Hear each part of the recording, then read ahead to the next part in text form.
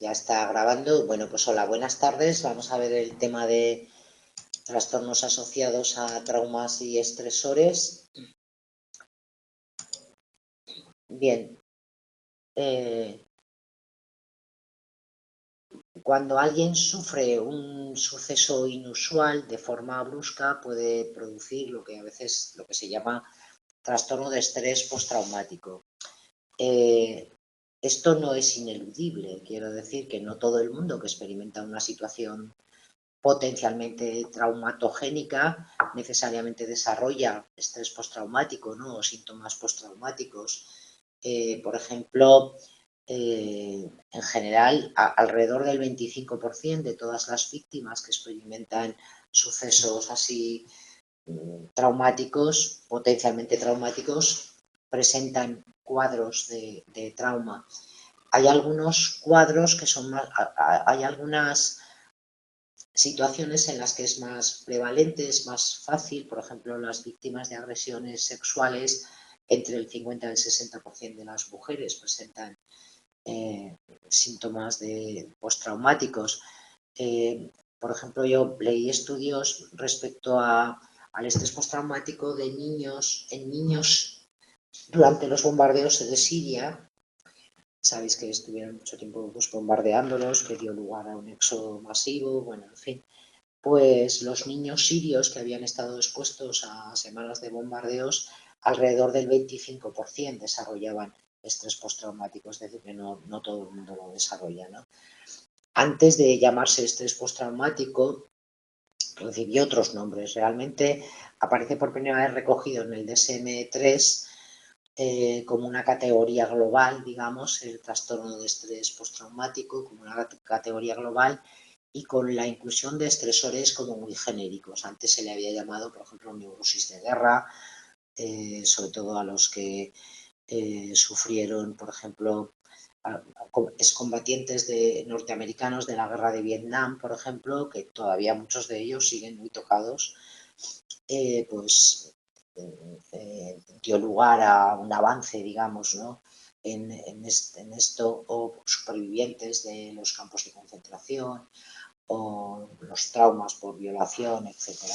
Entonces, el DSM-3, que es la primera vez que lo introduce, lo define como un conjunto de síntomas de ansiedad que manifiestan de forma similar, que se manifiestan de forma similar en la mayoría de las personas cuando se enfrentan a un acontecimiento psicológicamente traumático que por lo general se encuentra fuera del marco general de la experiencia humana. Es decir, que en principio se supondría que no cualquier suceso puede traumatizar, ¿de acuerdo? Sino que tiene que ser un suceso, en fin, potencialmente muy dañino y fuera de lo ordinario, digamos, ¿no? Fuera de la experiencia cotidiana. Los sucesos traumáticos generalmente producen daño psicológico. Ahora, el daño psicológico puede ser inmediato, entonces se llama lesión psíquica, o cuando queda cronificado y pasa el tiempo y todavía quedan síntomas emocionales, quedan secuelas, entonces hablamos de secuela, es decir, la lesión es la sintomatología y el daño emocional que aparece de manera inmediata, pero todavía hay posibilidades de que sane con tratamiento, con la evolución del tiempo, dependiendo de las características de la persona, de los apoyos de los que disponga, de sus propias competencias, etcétera, pues puede que haya una lesión, pero luego no haya secuelas, ¿de acuerdo? Sin embargo, sí que, pero pasa lo mismo con las lesiones físicas, o sea, yo puedo tener un accidente de tráfico y pues me hago no sé cuántas heridas en las piernas, y entonces de momento tengo lesiones en las piernas que me impiden caminar, etcétera, requieren intervenciones, tal, y al final muchas de esas lesiones sanan, pero sin embargo me queda una secuela, que me queda una cojera crónica, por ejemplo, para toda la vida, ¿de acuerdo? Entonces, esa es la diferencia entre lesión y secuela.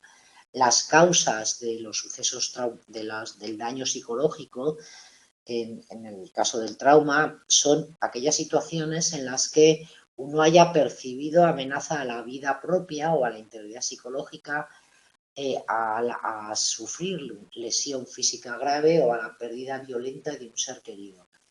Yo he visto por mi trabajo como forense, pues he visto mucha gente que ha que ha experimentado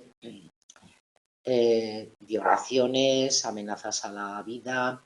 Me acuerdo de un niño que tenía como 10 años o 12 cuando yo lo vi y, bueno, pues como un año antes o así, había bajado una tarde a jugar a la orilla del río Ebro, a un parque que hay, y entonces otro menor que estaba en un centro de internamiento, pues lo violó analmente, pero de una manera salvaje, hasta el punto de, bueno, tuvieron que intervenirle porque, en fin, le destrozó el colon, fue bestial. Y entonces el chaval consiguió huir, ¿vale? Consiguió escaparse en un momento dado y se tiró al río porque es que para atrás no podía ir, tenía que ir para adelante y delante solo estaba el Ebro, ¿vale? Entonces se echó al Ebro. Bueno, menos mal que era verano, no bajaba demasiado caudaloso en ese momento, si no se lo hubiera llevado, claro, se hubiera muerto. Pero aún así el niño era pequeño, ¿no? Era 10 años o 10, 11 años. Y entonces empezó a cruzar a nado el río. Y él me contaba mientras sudaba, porque cuando reexperimentaba cuando me lo estaba volviendo a contar, y yo lo veía sudar de ansiedad cuando me lo contaba, me contaba que él se despidió mentalmente de sus padres porque pensó que iba a morir, creyó que iba a morir y mentalmente se despidió de su familia, de sus padres y bueno, además vio que alguien corría por el puente, por encima, y entonces primero pensó que era alguien que lo iba a socorrer, pero luego se dio cuenta de que era el otro chaval, el que lo acababa de violar. Entonces todavía tuvo que coger y volvérselo a cruzar en el otro sentido, y ya llegó exhausto a la otra orilla, salió como pudo, salió a la calzada, se tiró, o sea, quedó ahí largo tendido en la calzada y ya, claro, el primer coche que pasó pues paró y lo llevó al hospital, claro. Aquel crío tenía un trauma bestial, no solo por la violación, por la parte sexual, sino sobre todo porque creyó que moría. ¿De acuerdo? Entonces esa amenaza a la propia vida, el miedo a perder la vida en ese momento es lo que hace que, claro, la amígdala que se ponga en modo peligro total y es lo que luego va a reexperimentar en muchas ocasiones. La amígdala va a volver a reactivarse ante la presencia de simplemente la evocación o a veces flashbacks en que bueno, tienda a reconocer algo remotamente parecido a aquello que aquella vez casi le cuesta la vida. ¿De acuerdo? Entonces, bueno, hay algunos facilitadores. Esto sí que es importante que os lo aprendáis, la diferencia entre predisponentes, mantenimiento, etcétera, porque luego a la hora del examen que te pongan uno de estos y te digan, y este es predisponente o precipitante, y tú, ¿cuál era? Vale, entonces esto, en estos detallitos en un examen de test os tenéis que fijar al preparar. ¿Vale? Entonces, predisponente, psicopatología previa, tanto personal como familiar, exposición previa a traumas. Claro, la traumatización previa va sensibilizando también, ¿no? Generalmente, el tener una personalidad vulnerable. ¿Qué es una personalidad vulnerable? Pues alguien con factor neuroticismo muy alto, por ejemplo, bastante introvertido, o a lo mejor, por ejemplo, pues tener pocas competencias cognitivas, pocas habilidades sociales, en fin, dentro de. Luego, por supuesto, la edad es un factor de vulnerabilidad, ¿vale? Y el estrés acumulativo, o sea, el hecho de estar ya previamente disparado en cuanto a activación, pues va a hacer que sea más fácilmente haya una respuesta agravada ante cualquier otro suceso que pueda suceder. Dentro de los precipitantes y de las características del propio suceso traumático, pues naturalmente la gravedad del suceso. A ver, el ejemplo que os he contado es obvio que era de una gravedad letal, o sea, era potencialmente letal. El milagro es que el crío sobreviviera. Primero por lo del Ebro y segundo porque las lesiones que le hizo fueron muy severas, tuvieron que intervenirlo quirúrgicamente, quiero decir que, en fin, que de puta marinera. Pero hay otro parámetro que es muy interesante en el potencial traumatogénico de un suceso, que es la intencionalidad percibida. O sea, cuando yo percibo que algo ha podido ser intencional, generalmente eso provoca mayor trauma que el hecho de que haya sido algo accidental o una fuerza de la naturaleza, ¿vale? Entonces, o sea, por ejemplo, un accidente de tráfico porque venía uno de frente que encima venía borracho, las víctimas o los familiares de las víctimas lo van a percibir como más intencional que el hecho de que sus familiares a lo mejor hubieran fallecido en una luz de nieve en una carretera, por ejemplo, o en un terremoto, ¿vale? Que es una cosa pues, de la fuerza de la naturaleza que nadie le puede atribuir intención a nadie, ¿no? Entonces, por eso los traumas que suceden en las interacciones interpersonales tienen mayor potencial traumatogénico, por eso, precisamente por ese componente de intencionalidad. Y luego factores de mantenimiento que mantienen el trauma, pues anclaje en el pasado, o sea, el hecho de mantenerse rememorando y rememorando el pasado, buscar explicaciones o respuestas y por qué pasó esto y por qué les pasó esto y por qué no me pasó a mí, por qué tal, buscar culpables, atribución de intencionalidad y la negación cognitiva o emocional del sujeto, ¿vale? Del suceso, perdón. Bueno, aquí tenéis, sabéis que los trastornos relacionados con trauma y factores de estrés es una nueva categoría de trastornos que aparece en el DSM-5, ¿de acuerdo? Por primera vez en el DSM-5. Entonces, los que están son estos, ¿vale? Traumas y el trastorno de apego reactivo, el trastorno de relación social desinhibida, trastorno de estrés postraumático, que incluye también al trastorno de estrés postraumático en menores de 6 años, que tiene algunas características diferenciadas respecto al que aparece en adultos o en niños ya mayores de 6 años, pero esto lo que evidencia es que ya niños muy pequeños también pueden experimentar estrés postraumático, ¿de acuerdo? Y luego lo que sí hay que especificar es si con síntomas disociativos o no. Generalmente la existencia de síntomas disociativos, que ahora explicaremos un poco lo que es, agrava el pronóstico, y especificar si con expresión retardada, es decir, si la sintomatología aparece a partir del primer mes de que han ocurrido los hechos o aparece más tardíamente a partir de los 6 meses, ¿vale? Bueno, este sería el trastorno de estrés postraumático, que es el trastorno estrella, digamos, ¿no?, de la categoría. Los trastornos por estrés agudo y los trastornos de adaptación, que son muy, muy comunes y que también veremos un capítulo sobre trastorno de adaptación, porque es tan común que muchas veces es súper interesante estudiarlo porque se utiliza un poco como cajón desastre, ¿no? O sea, cualquier cosa que te pase puede provocar un trastorno adaptativo, un divorcio, un problema laboral, una discusión con una amiga, un atraco por la calle, un problema económico, un problema con el hijo, o sea, cualquier cosa, muchísimos estresores cotidianos y exigencias del entorno que nos pidan un esfuerzo adaptativo, pues puede provocar un trastorno de este tipo. Entonces, como es tan inespecífico en su etiología, que puede causarlo prácticamente cualquier cosa, pues ha terminado convertido en un cajón desastre. Entonces, cuando algo es un cajón desastre, parece que no es importante. Bueno, pues esto es una reacción, ya se te pasará. Y no, ya veremos que el trastorno adaptativo, cuidado, que tiene su importancia y que a veces se convierte en algo muy serio. O sea que no es tan baladí, ¿de acuerdo? Y dentro del trastorno adaptativo, pues veremos con qué tipo de estado de ánimo, con qué tipo de emociones, ¿no? Si priman las emociones de corte deprimido, las emociones de corte ansioso, las alteraciones de conducta o algo de tipo mixto, ¿vale? He visto trastornos adaptativos verdaderamente graves, ¿de acuerdo? Y luego ya, pues otros trastornos relacionados con traumas y factores de estrés especificados y luego, pues no especificados, bueno, las categorías que siempre sabéis, ¿no? Entonces, bueno, a ver, trastorno de estrés agudo.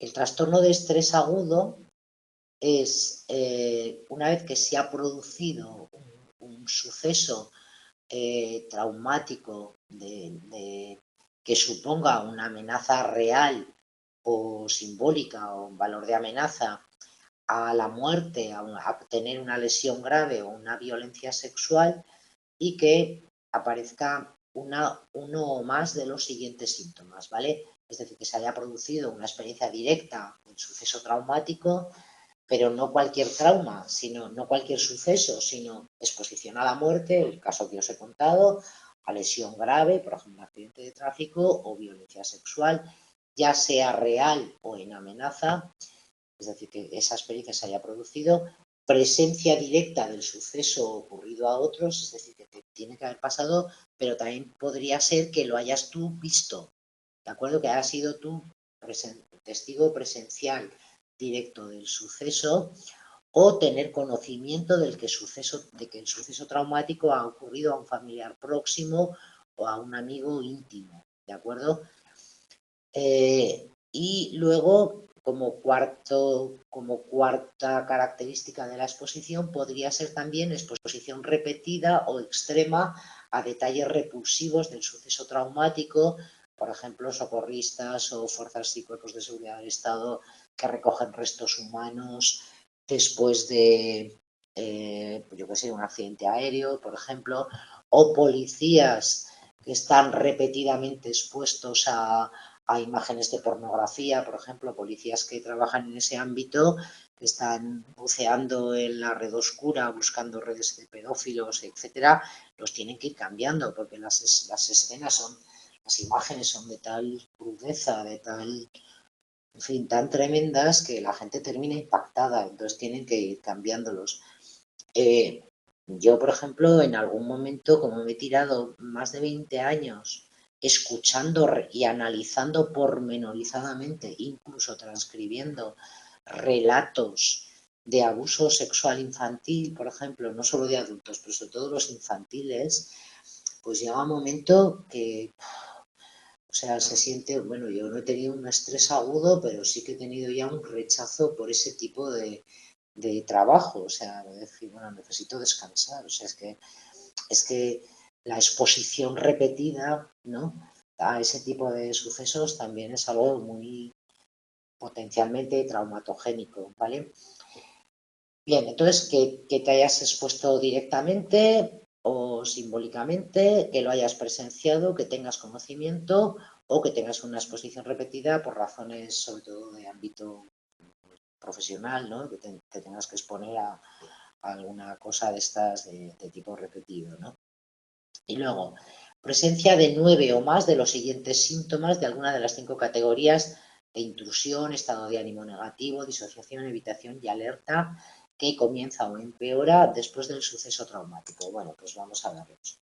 Bueno, en los niños, como veis, hay algún matiz, se puede reducir, por ejemplo, a través de juegos repetitivos, en lugar de recuerdos angustiosos recurrentes, involuntarios o intrusivos. Mucha gente que te dice, es que me despierto todas las noches, un montón de noches y estoy soñando con esto, me despierto gritando, tengo pesadillas. En el caso de los niños puede ser que repitan juegos que representen el suceso traumático, ¿no? Sueños angustiosos, lo que os decía, básicamente pesadillas, reacciones disociativas de escenas, por ejemplo, escenas retrospectivas en las que la persona se siente o actúa como si estuviera repitiéndose el suceso traumático, malestar psicológico intenso o prolongado, reacciones fisiológicas importantes en respuesta a factores internos o externos que simbolizan o se parecen un aspecto del suceso. Por ejemplo, el crío que os he dicho sudaba, yo lo veía sudar y temblar cuando me contaba, ¿no?, su experiencia. Luego, estado de ánimo negativo, incapacidad persistente de experimentar emociones positivas, síntomas disociativos, sentido de la realidad alterado del entorno de uno mismo, o sea, sentirse pasmado, cambios en la percepción del tiempo, la percepción lenta del tiempo, esto es muy característico, verse a uno mismo desde la perspectiva de otro, o sea, verse como desde fuera, despersonalización, ¿no?, como si ya no fuera yo, me veo desde fuera, incapacidad, una especie de amnesia disociativa, ¿no?, incapacidad de recordar un aspecto importante del suceso, debido típicamente a la amnesia disociativa, que no está asociada a una lesión cerebral, al alcohol o a drogas. Mucha gente bloquea, o sea, se queda bloquea con la amnesia disociativa alguna parte del episodio por ser muchas veces especialmente cruel, especialmente duro, ¿no? Síntomas de evitación, esfuerzos para evitar recuerdos, pensamientos o sentimientos angustiosos, no quieren hablar del suceso, no quieren contarlo, no quieren, si ven en la tele algo que les recuerda, aunque sea remotamente, la apagan o se van del cuarto donde está la tele. En fin, tratan de evitar, si ha pasado en una calle o en una carretera o en lo que sea, evitan pasar por ahí. O sea, no quieren nada que les recuerde al trauma, ¿de acuerdo? Esfuerzos para evitar recordatorios externos, personas, lugares, conversaciones, actividades, etcétera, ¿vale?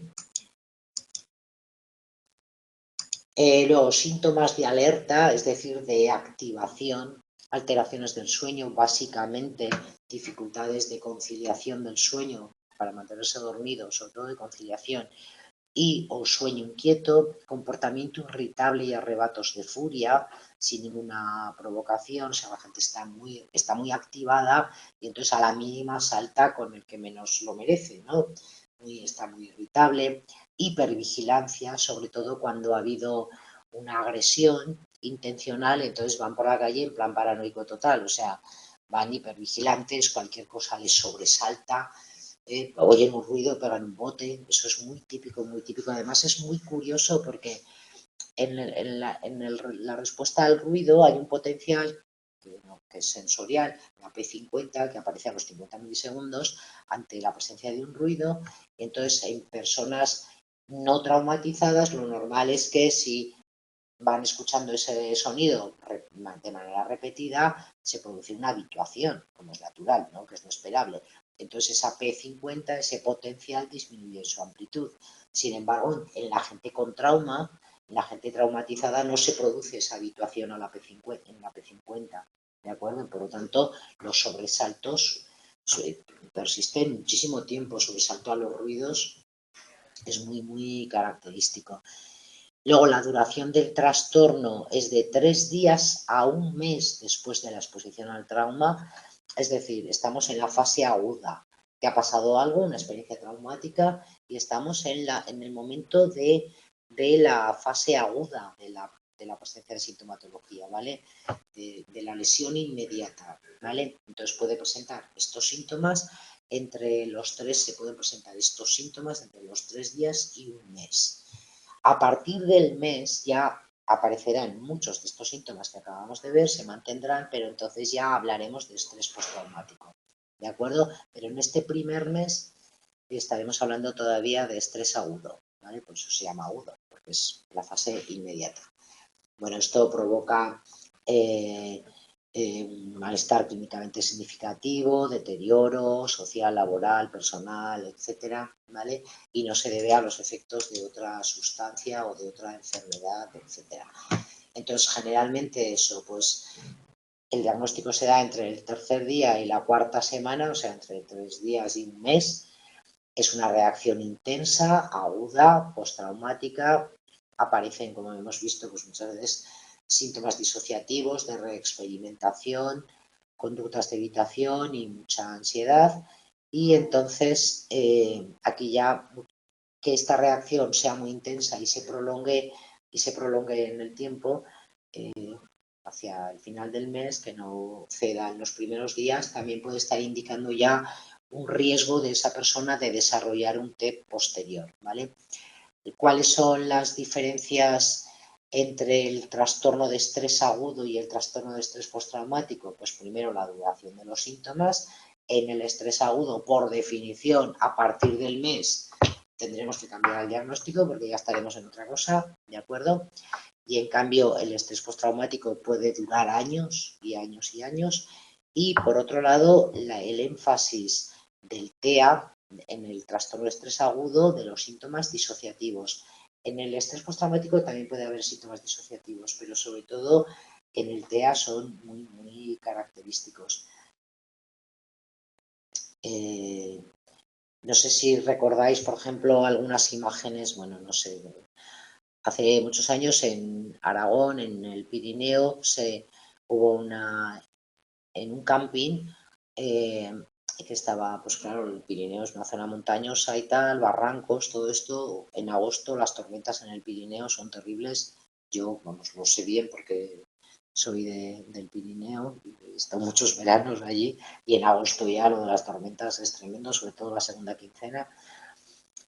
Y entonces, bueno, pues hubo una tormenta enorme, en fin, el barranco se obstruyó con árboles arrastrados, troncos, etcétera, se hizo una especie de presa natural y cuando ya hubo tantísima agua que esa presa se la llevó por delante, entonces llegó una gran ola, digamos, que bajó una gran ola por la montaña y entonces arrasó un camping que no tenía que haber estado donde estaba, pero ahí estaba, por la noche, entonces hubo, no sé, me parece que fueron 70 y tantos muertos, no recuerdo exactamente, y yo me acuerdo que salían imágenes de personas que estaban allí, salían personas andando por la carretera, me acuerdo de un señor que salía andando por la carretera completamente desnudo, claro, el agua se les había llevado todo, además los pilló de noche en tiendas de campaña, bueno, pues el hombre que andaba por la carretera estaba completamente, bueno, en un estado de estupor absoluto, o sea, totalmente fuera de sí, no sabía ni quién era ni a dónde iba, o sea, andaba como un autómata, estaba completamente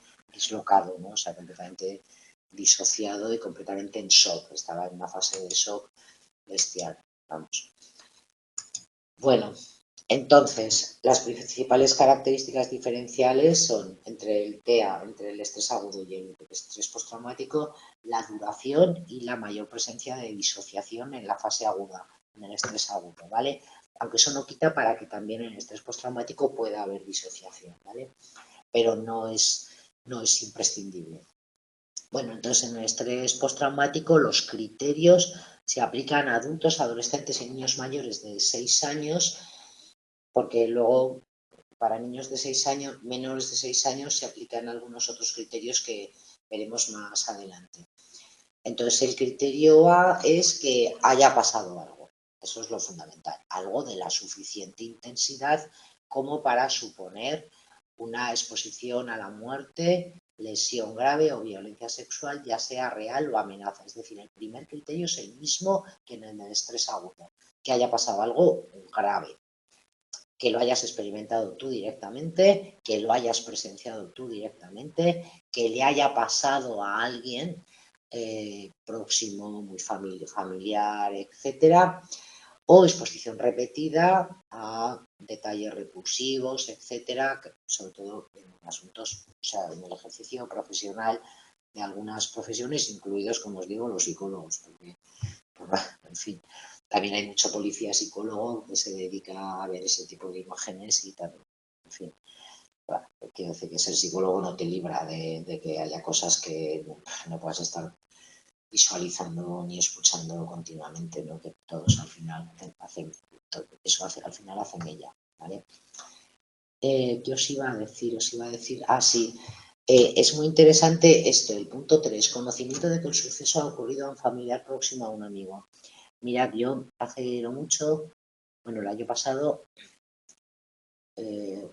para septiembre o octubre, no me acuerdo muy bien, bueno, vi a una familia, vi a los padres y a 3 hijas mayores, bueno, pues, adultas, vamos, que cuya hermana, una cuarta hermana, que además era gemela de una de ellas, había fallecido junto a su marido y a un niño pequeño que tenía, y además estaba ella embarazada, habían fallecido en un accidente de tráfico, se habían dado de frente con uno que venía borracho además, y venía de frente, venía por el otro lado, se dieron de frente, su coche se incendió, el de esta gente, el de estos familiares, de las personas a las que yo vi, se incendió y entonces, bueno, yo los vi a los 5, a las 3 hijas supervivientes que no estaban presentes ni presenciaron el accidente, ¿de acuerdo?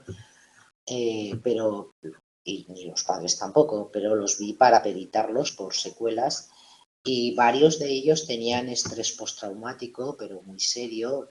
La madre tenía una depresión bestial a partir de un duelo patológico tremendo. Bueno, en fin, cada uno tenía su problemática. Pero algunos de los que tenían estrés postraumático, como además ellos sabían, ¿no? Por el atestado, pues que el coche se había incendiado después, se imaginaban a su hermana, a su sobrino, a su cuñado dentro del vehículo, se lo imaginaban intentando salir de las llamas, o sea, y todo eso les generaba una serie de imágenes continuas totalmente traumatogénicas y tenían un estrés postraumático bestial, tenían pesadillas con ese tipo de imágenes que no habían presenciado, ¿vale? Lo que pasa es que las habían imaginado con los datos de conocimiento que tenían de los hechos, habían empezado a imaginar cosas, a, a suponer cómo había podido pasar y tenían un estrés postraumático bestial. O sea que el hecho de tener conocimiento del suceso también puede originar estrés postraumático, ¿vale? Cuando la intensidad es suficiente, cuando, o sea, cuando el suceso es suficientemente grave, ¿vale? Bueno, a ver si pasa. O sea que este criterio A es el mismo que el del estrés agudo, ¿vale? A ver, criterio B, presencia de uno o más de los síntomas de intrusión siguientes asociados al sujeto que comienza después del suceso traumático. Recuerdos angustiosos o recurrentes que en los niños mayores de 6 pueden ser poco repetitivos, sueños angustiosos o recurrentes, reacciones disociativas en las que el sujeto siente o actúa como si se repitiera el suceso, malestar psicológico intenso y prolongado al exponerse a factores internos o externos, reacciones fisiológicas intensas, ¿vale? Lo que os decía, por ejemplo, puede tener una crisis de pánico, por ejemplo, puede tener pues eso, un ataque de ansiedad, puede tener aumento de la sudoración, taquicardia, etcétera, como lo que yo presenciaba en el niño ese que os he contado de que se cruzó el río. Evitación persistente de los estímulos asociados al suceso traumático, evitación esfuerzos por exponerse a situaciones, recuerdos, personas, pensamientos, etcétera, etcétera, o esfuerzos intencionales para evitar recuerdos externos, ¿no? Yo me acuerdo de una niña, por ejemplo, además una niña súper lista, tenía 7 años cuando yo la veo, y el padre, bueno, ella decía que el padre en fin, le había hecho prácticas abusivas, en fin, importantes, ¿no? Y entonces la cría me contaba que muchas veces le venían imágenes a la cabeza, es decir, tenía pensamientos e imágenes intrusivas, ¿no? Y yo le pregunté, que a veces me dice, y a veces estoy en el cole y me vienen imágenes. Y le dije, así, ¿y qué haces? ¿Que intentas apartarlas? ¿Cómo intentas apartarlas? Y entonces me dijo, pues hago música con el lapicero. Y entonces estaba en clase con el lápiz en la mano, pues iba haciendo como un tamborileo, ¿no? Digamos. O sea, la cría había desarrollado estrategias para apartar esas imágenes de su cabeza, digamos, ¿no? Esas imágenes y esos pensamientos, pero sobre todo imágenes. Alteraciones negativas cognitivas y del estado de ánimo asociados al suceso, la disociación, o sea, incapacidad para recordar algún aspecto importante, creencias o expectativas negativas persistentes o exageradas sobre uno mismo, el mundo, etcétera, percepción distorsionada persistente de la causa o las consecuencias del suceso, estado emocional negativo persistente, miedo, terror, enfado, culpa, vergüenza. A ver, en el estrés postraumático, sobre todo en los accidentes de tráfico, a veces en los asaltos, en los atracos también, pero sobre todo en los tráficos, es muy común que si ha habido víctimas mortales, por ejemplo, dentro del accidente, en el accidente, los supervivientes se sientan culpables por no haber sido ellos los que han fallecido. En cambio, a lo mejor sí otros seres queridos, ¿de acuerdo? Y se sienten muy culpables, es muy característico ese sentimiento de culpa, ¿y por qué no yo? Si me tenía que haber ido yo, si es que me tenía que haber ido yo, sí. En fin, eso es muy típico, ¿no? Disminución importante del interés o la participación en actividades significativas y luego sentimiento de desapego o extrañamiento de los demás. Es muy común también que te digan, es que ya no soy igual, es que los miro a sus amigos, a sus familiares, y es que me parece todo irreal. O sea, hay muchos síntomas de ese tipo, ¿no? De desrealización, como de percibir la realidad como distorsionada, como alejada, como si fuera otra cosa, ¿vale? Dificultad, por ejemplo, para experimentar emociones positivas, que te dicen a veces, es que yo ya no sé si quiero, es que no, o sea, muchas veces tienen una especie de alexitimia, ¿no? O sea, de dificultad para experimentar emociones, para saber si quiere a alguien o no quiere a alguien.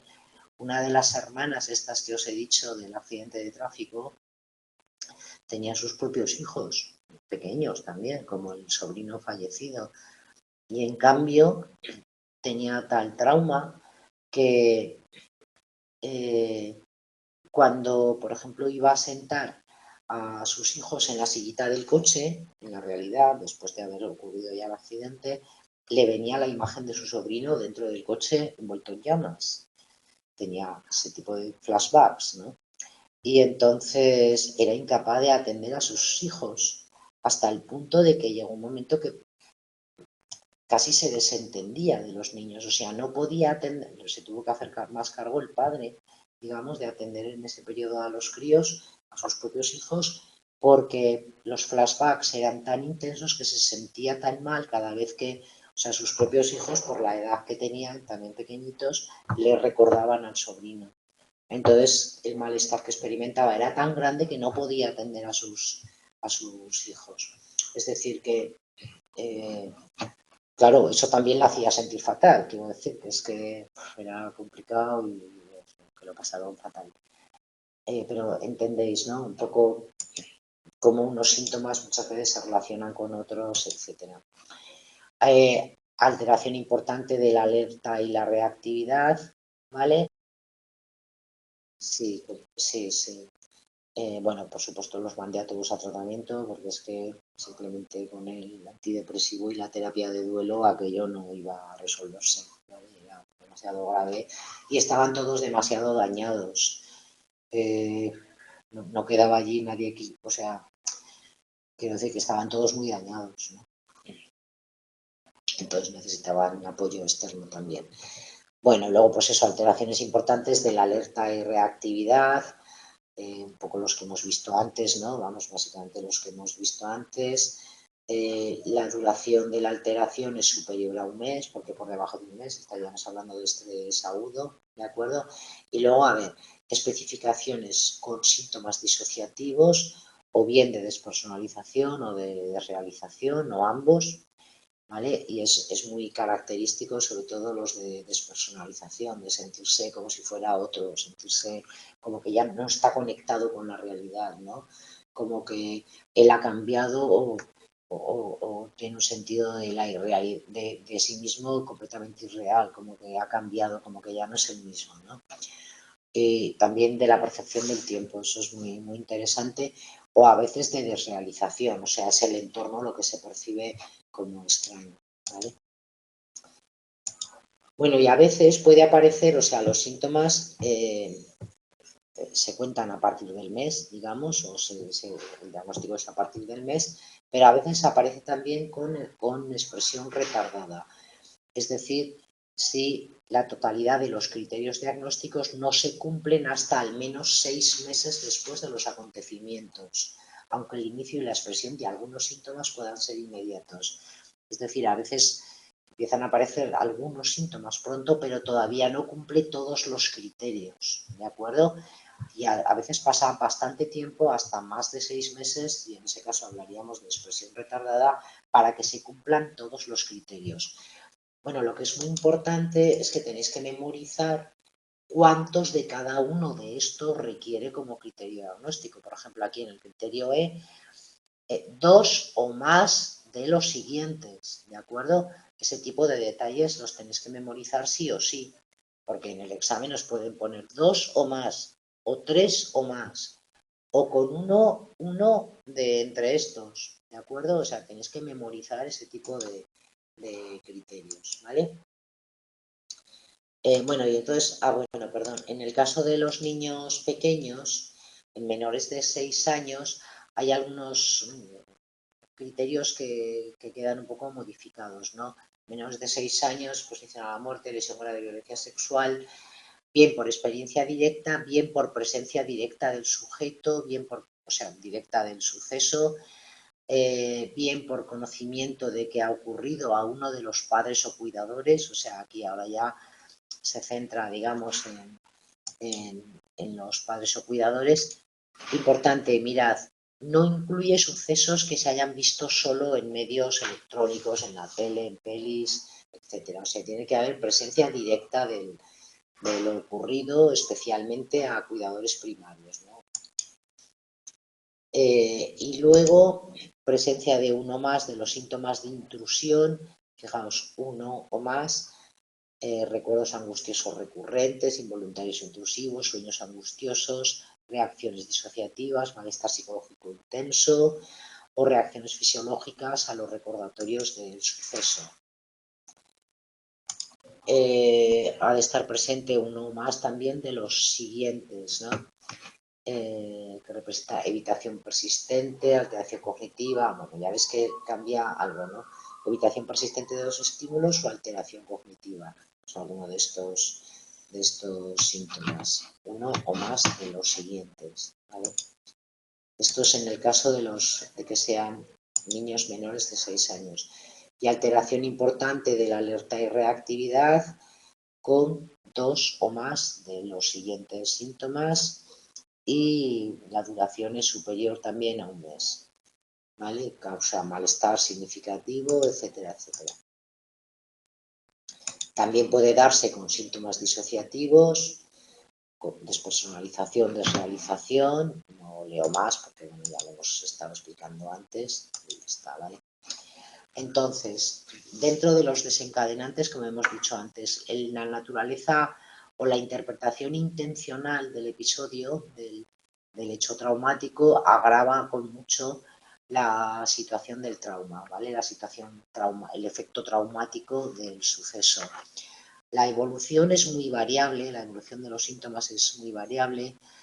Alrededor del 50% desaparece en los 3 primeros meses, pero hay incluso personas que tardan, que presentan síntomas durante años, incluso pueden reaparecer. Bueno, os cuento un ejemplo para que veáis a veces cómo esto puede reaparecer. Una vez vi una chavala que tenía 17 años o así, más o menos, y que resulta que vivía en un bajo, en una casita de estas antiguas, bueno, en un bajo. Y no tenían barrotes a la calle, en un barrio de Zaragoza donde hay muchos bloques parecidos, porque son de los años, se llaman los, de la época del franquismo, vivienda de protección oficial, así en barrios humildes, tal. Y entonces no tenían barrotes y una noche ella vivía con su padre porque sus padres estaban divorciados y ella se había quedado a vivir con el padre. Entonces una noche ella estaba durmiendo en su cama con la ventana abierta, claro, porque en Zaragoza hace mucho calor en verano, y entonces hace así con el brazo y nota unos pelos al lado, ¿no? Toca unos pelos. Y entonces al principio pensó que era su novio, pero luego se dio cuenta que esos pelos no eran de su novio, porque los pelos que estaba tocando eran caracoleados, entonces se despertó. Y entonces se dio cuenta de que es un chavalico, que es un compañero suyo de clase, que es mulato, por eso tiene el pelo así caracoleado. Y entonces ella se levanta, ¿qué haces aquí? Y tal. El otro estaba borracho como una cuba, o sea, dicho por ella, ¿vale? Y entonces la chavala, pues lo cogió y lo sacó por la ventana, porque, bueno, era una ventana, quiero decir que es que la vivienda estaba a la altura de la calle, la ventana, pues, la altura de la ventana, pero lo saca por la ventana y ya está. Y entonces denuncia abuso sexual. Ella reconocía, perdonad, que no la había tocado. De hecho, el chaval estaba como una cuba, que no la había tocado. Lo que pasa es que, claro, te encuentras a un tío en la cama que vas a denunciar. No vas a denunciar fraude fiscal, pues denuncias abuso sexual, porque parece lo lógico, pero ella reconocía que no la había tocado, por lo menos ella no era consciente ni había notado nada ni nada. Y entonces yo la veo, me la piden ver por secuelas. Bueno, al final os cuento lo del chaval, fue gracioso porque, bueno, gracioso, en fin, cuando uno lleva 20 y tantos años en los juzgados ya cualquier cosa te puede hacer gracia, te acostumbras, ¿no? El chaval vivía en un bloque al lado del de ella, igual que el de ella, y entonces como venía borracho perdido, se había metido por la ventana pensando que era su casa. O sea, se había confundido en casa y de cama, pero nada más. Bueno, entonces yo la veo a ella porque me piden valorar secuelas, ¿de acuerdo? Y yo la veo súper alterada, pero no genuinamente, o sea, a mí no me parecía que estuviera simulando, ¿vale? Y tenía experimentaciones, tenía flashbacks, estaba súper irritable, no dormía, bueno, cumplía absolutamente criterios, ¿no? De estrés postraumático, en fin. Pero a mí me parecía absolutamente desproporcionada esa reacción para el episodio en sí, porque bueno, a ver, no es normal encontrarte a un tío en la cama sin más, pero realmente ella no había sufrido, no había experimentado indefensión, porque lo había cogido y lo había sacado por la ventana y el otro, como estaba con una cuba, pues no había puesto ningún tipo de resistencia, o sea que ella no se había sentido indefensa, digamos, ¿no? Ni había experimentado miedo por su vida, ni nada semejante. Y entonces yo le pregunto, oye, ¿y alguna vez antes te había pasado algo? Y entonces me cuenta que cuando tenía 8 años su padre la abusó.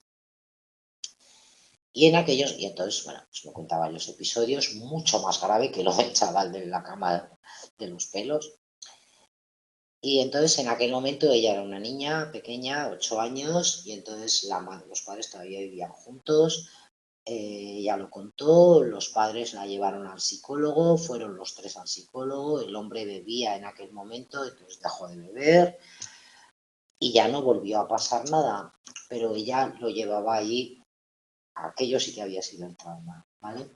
Lo que pasa es que había quedado ahí oculto, había quedado todo tapado y entonces me dice ella, y es que, y entonces me lo cuenta y me dice, y es que aquel no pagó, pero este va a pagar por los dos. Es decir, este episodio había reactivado el trauma previo, ¿de acuerdo? ¿Entendéis? Cuando se dice, es que a veces puede reaparecer. Bueno, pues aquí tenéis un ejemplo real que yo lo viví, bueno, no en primera persona, pero me tocó descubrirlo. Bueno, pues, en fin, tuve de verlo, ¿no? De ver cómo a veces puede reaparecer y ha quedado ahí oculto y algún otro episodio que lo evoque puede reactivar la sintomatología, ¿vale? Entonces, las características clínicas, pues pensamientos intrusivos, flashbacks. Los flashbacks ya sabéis que son,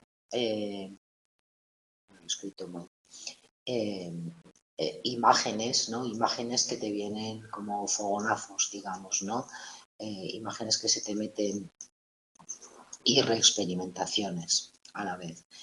Los ejes del estrés postraumático no es la activación, que podría ser perfectamente compartido por el trastorno adaptativo, sino fundamentalmente la reexperimentación. El volver a sentirse como si estuviera volviendo a pasar, ¿de acuerdo? Y eso se ve en la evocación, cuando le pides que lo cuente o cuando tiene que hacer algo que esté relacionado con aquello, es que vuelven a experimentar como si estuvieran pasando, ¿no? Y luego el patrón evitativo también. Entonces, los síntomas, digamos, de carácter positivo, es decir, activo, en el estrés postraumático son la reexperimentación, la presencia de alteraciones cognitivas, de patrón de conducta evitativo y la activación, pero luego aparecen también síntomas negativos como la apatía, el embotamiento afectivo, o sea, esa especie de anestesia emocional, de no soy capaz de sentir nada, es que ya no sé si quiero a mis hijos, es que ya no siento nada, ya no sé si tengo afectos, ese bloqueo emocional, ¿no? Esa anestesia emocional y la sensación de indefensión. Bueno, por supuesto, interfiere en las competencias adaptativas y dura más de un mes tras el estresor, porque si durase menos estaríamos hablando de trastorno agudo, ¿de acuerdo? La evolución temporal de los síntomas, bueno, pues las reacciones inmediatas son el malestar emocional, pérdida de apetito, sueño, aislamiento, tal, ansiedad, depresión, la culpa del superviviente, lo que os contaba, ¿no? En los accidentes de tráfico, por ejemplo, pues cuando alguien sobrevive y en cambio ha habido víctimas, pues esos sentimientos de culpa, es que muchos los verbalizan, la mayoría los verbalizan, ¿no? Pero a medio y largo plazo, pues también pueden aparecer irritabilidad, pasividad, embotamiento, dependencia, baja tolerancia a la frustración, agresividad, incluso transformación persistente de la personalidad en los casos más graves. Y tras años y meses, pues incluso a veces, las personas a veces utilizan estrategias todavía más desadaptadas para resolver el problema, como consumir drogas o alcohol, y entonces tenemos otro problema. O pueden aparecer también manifestaciones enmascaradas como depresión, distanciamiento emocional, alteraciones del sueño. La epidemiología, pues bueno, es relativamente prevalente, hasta el 3,5 en la población adulta. Entre el 15 y el 30% de los supervivientes a un suceso traumático desarrollan síntomas compatibles con el trastorno, mayor en víctimas de hechos violentos y, como he dicho antes, mayor si además, o sea, se percibe como intencional. En las víctimas de agresiones sexuales las secuelas son más prevalentes todavía, especialmente en mujeres, también. Aunque en varones, en niños, por ejemplo, con abuso sexual infantil también aparece sintomatología severa.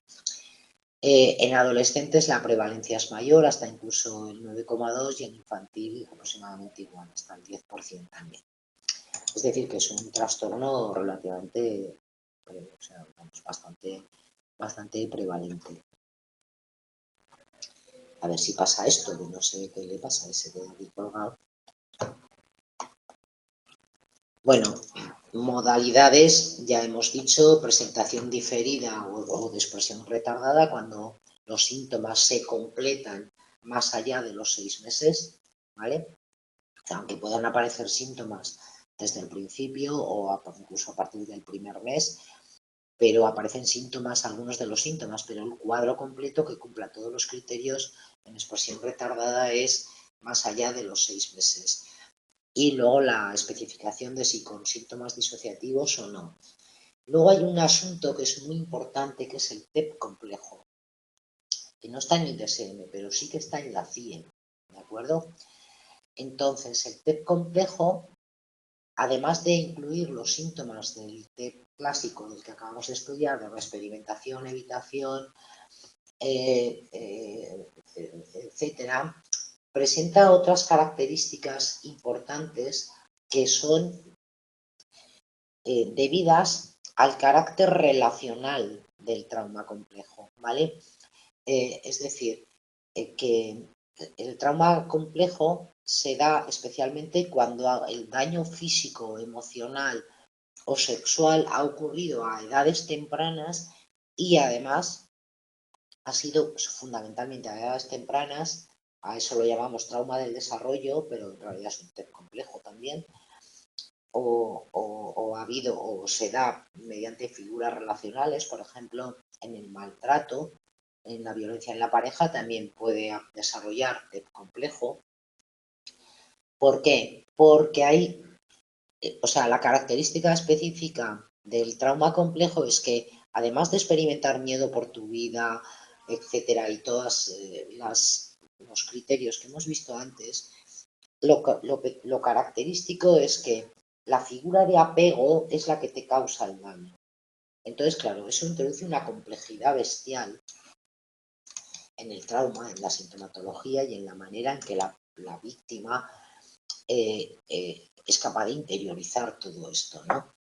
Entonces, mirad, las características en la CIE 11 sí que está el trauma complejo, en el DSM no. En el DSM-5 no está, ni en las versiones anteriores tampoco. Pero os lo pongo aquí esto porque me parece que es súper interesante. López Soler es una autora, creo que es de la Universidad de Murcia, de donde he tomado esto, por eso os lo pongo aquí, ¿no? Que describe muy bien el trauma complejo, sobre todo es una estudiosa de los efectos del maltrato infantil. Entonces, fijaos, en el trauma complejo aparecen alteraciones de la regulación del afecto y de los impulsos, desregulación y descontrol emocional, conductas autodestructivas, ideación suicida, impotencia sexual, asunción excesiva de riesgos, alteraciones de la... No lo leo todo, para que lo tengáis ocasión vosotros. Alteraciones de la atención y de la conciencia, amnesia, episodios disociativos, alteraciones de la autopercepción, sentimientos de culpa y vergüenza, de ineficacia, baja autoestima, incomprensión, alteraciones de la percepción, esto es muy interesante, del victimario, reacciones de adaptación paradójica, Fijaos, incorporación de su sistema de creencias. O sea, en el maltrato infantil o en la violencia de género, muchas veces la víctima incorpora el sistema de creencias y considera que la culpa del maltrato la tiene la propia víctima, ¿no? O que ella, la víctima, tanto si es el niño como si es la víctima de violencia de género, es la que ha provocado, que se lo merece, que es verdad que es una mierda, que es verdad que no vale nada. Incorpora el sistema de creencias. Eso es lo que se llama una adaptación paradójica, en este caso al maltrato, ¿no? Al victimario. Alteraciones de las relaciones interpersonales, desconfianza, sensación de vulnerabilidad y peligro, muchas somatizaciones. No, eso no es indefensión. La indefensión aprendida es, como haga lo que haga, las consecuencias no son contingentes con mi conducta, pues me quedo inhibida, ¿vale? No hago nada. Entonces hay un déficit conductual, un déficit emocional y un déficit motivacional. O sea, no hago nada. Eso es la indefensión, un déficit cognitivo. No hago nada. ¿De acuerdo? Porque haga lo que haga, da igual. Esa es la indefensión. Pero la reacción de adaptación paradójica es que yo incorporo el sistema de creencias de la persona que me está haciendo daño. Y si esa persona eh, o sea, me atribuye a mí la responsabilidad de su propia violencia, pues entonces yo asumo que es verdad, la culpable soy yo, es que lo he provocado, es que pues, os pongo otro, bueno, en casos de violencia de género os puedo contar así, de casos, y os podéis imaginar muchos. Pero mirad, me acuerdo una vez una niña que me decía, le había abusado el abuelo. Y entonces me decía, es que al abuelo se le sube el azúcar a la cabeza. Entonces estaba justificando el abuso, como se le subía el azúcar a la cabeza, según la cría de 8 años, pues eso ya justificaba el abuso. Pero es que además, si yo no me hubiera sentado en la falda del abuelo, no me hubiera hecho eso. O sea, al final lo que te estaba diciendo es, la culpa es mía por haberme sentado. Eso es lo que ella experimentaba, ¿de acuerdo? Y además había una ambivalencia emocional enorme hacia el victimario. Te decía, si yo quiero al abuelo, lo que no quiero es que me haga eso. Yo quiero al abuelo, pero no quiero que me haga eso. De acuerdo, ambivalencia. Es decir, hay una aproximación, evitación, hay un conflicto ahí entre me acerco al abuelo y me voy, ¿no? Porque no quiero que me haga eso.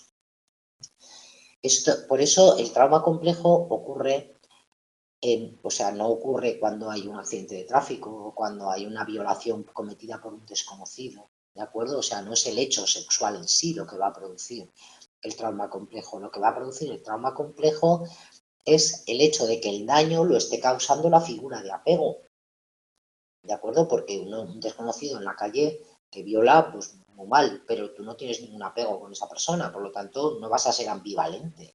El rechazo va a ser, vamos, 100%, sin ninguna duda.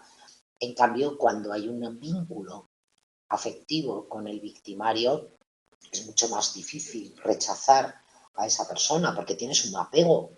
Entonces, de ahí surge la ambivalencia afectiva. ¿De acuerdo? Se entiende, ¿vale? Bueno, creo que es muy importante que tengamos también esos matices, ¿no? Luego, bueno, pues el tema en la infancia y adolescencia, en general, bueno, pues hemos ido hablando un poco sobre el asunto. La expresión sintomática también se modifica un poco con la edad, ¿no? En los niños más pequeños, pues hay más retraimiento, pérdida de aprendizajes, ansiedad de separación.